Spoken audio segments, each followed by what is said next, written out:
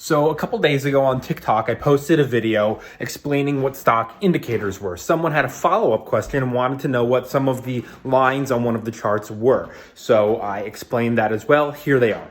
Indicators are fantastic tools, but they're only tools. They're not guarantees. So here's an example of the charts not working and the indicators not working. This is the chart for Microsoft from yesterday. If you look at the bottom chart, the MACD, it doesn't know what to do. It's kind of squirrely. It's up, it's down, it's crossing over itself up and down like crazy. If you look at the RSI chart, it's kind of bouncing up and down. It's all over the place.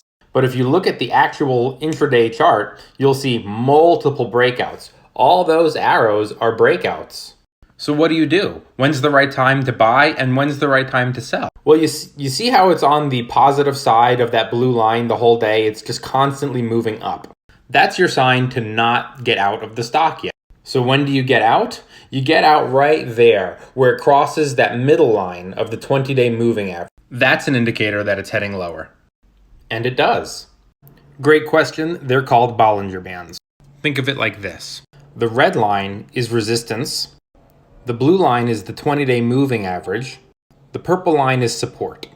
Resistance says it hasn't gotten over this price yet. Support says we're going to hold the stock at this current level and we're not going to let it go below. When the stock price crosses over the resistance, it's a breakout to the upside. Kind of like that.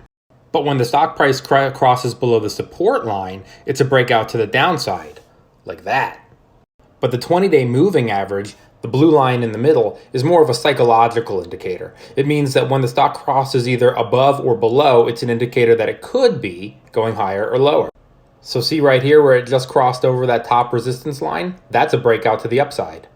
That little blue arrow is a buy indicator. It means that you might consider buying that stock there. Those are Bollinger Bands.